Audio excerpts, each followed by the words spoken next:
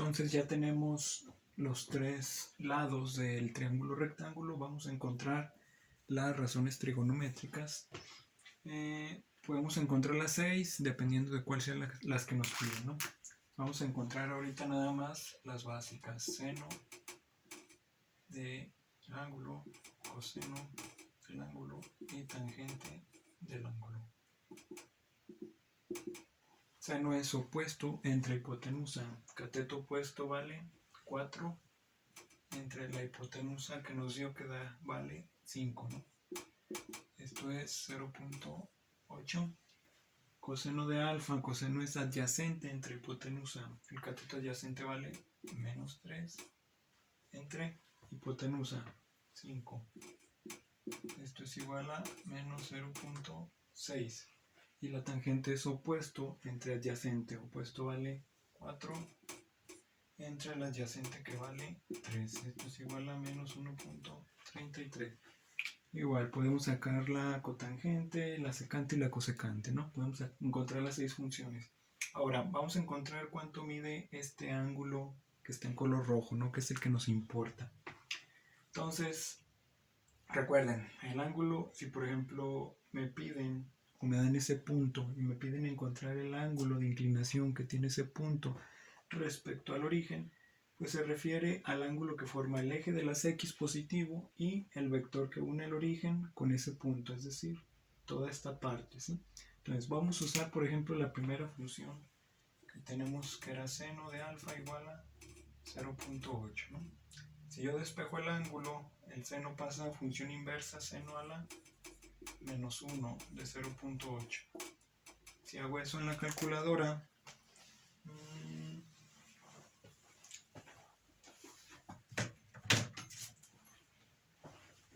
me va a dar seno a la menos 1 de 0.8, 53.13 grados. Ojo con este resultado. Nosotros, por simple vista, podemos ver que el ángulo alfa es obtuso, es mayor a 90 grados, ¿sí? Entonces, si nos da este resultado de aquí, por lógica, quiere decir que este resultado de 53 no corresponde a ese ángulo alfa. Este resultado que nos está arrojando aquí, esta operación, ¿qué es en realidad? Es el ángulo que está en color verde, que fue el que tomamos como referencia, ¿no?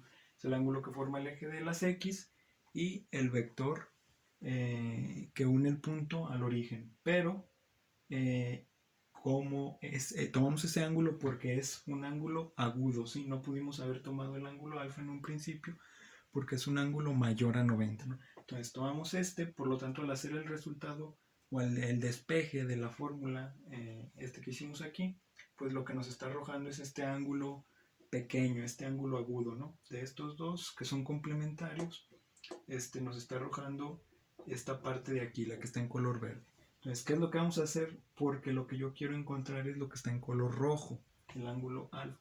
Lo que voy a hacer es, alfa va a ser igual a, los dos juntos suman 180 grados, ¿no? Entonces, si yo conozco que esta parte de aquí vale 53, pues a 180 le voy a restar 53.13 grados. ¿Para qué? Para que a 180, al yo quitarle esta parte que está en color verde, pues me quede el ángulo que en realidad estoy buscando, ¿no? Entonces, si a 180 le quito 53, pues el resultado es 126.87 más o menos. Entonces, ¿qué quiere decir eso? Que el ángulo que está en color rojo, su valor real es 126.87 grados, ¿sí? Entonces, diario que tengamos puntos en el segundo cuadrante de este lado, o por ejemplo acá abajo en el tercer cuadrante, en el cuarto cuadrante, el ángulo que hay que tomar para sacar como referencia el cateto opuesto y el cateto adyacente, siempre va a ser el ángulo que forma el eje de las X y el vector que une el punto con el origen. Por ejemplo, si a nosotros nos dan, esto lo voy a borrar, ¿verdad? Si a nosotros nos dan el punto 2, menos 1 en mi plano, 2, menos 1 es 2 en X menos 1 en Y. El punto va a ser ese, ¿no? Entonces, 1 el vector, el origen al punto. Y el triángulo que yo voy a tomar es este de aquí, ¿no? Este triángulo rectángulo que se forma entre el ángulo que se forma entre el eje de las X positivo, en este caso, el eje de las X y el vector, que es esta parte de aquí, ¿no? Entonces, este es el triángulo que voy a tomar para tomar los valores o para encontrar los valores del cateto opuesto y el cateto adyacente.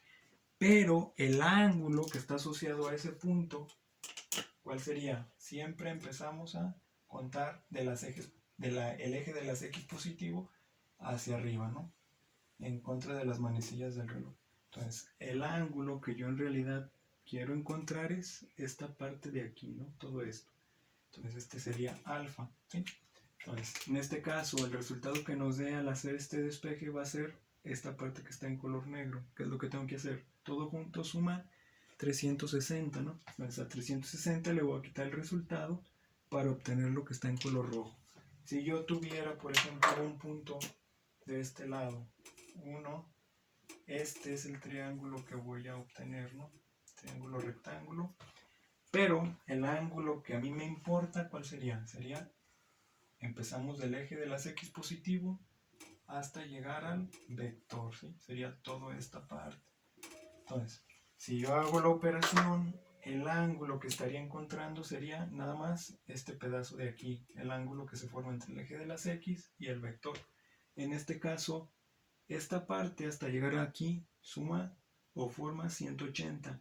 Entonces, yo tengo que a 180 sumarle todavía el pedacito que me dé al hacer esta operación.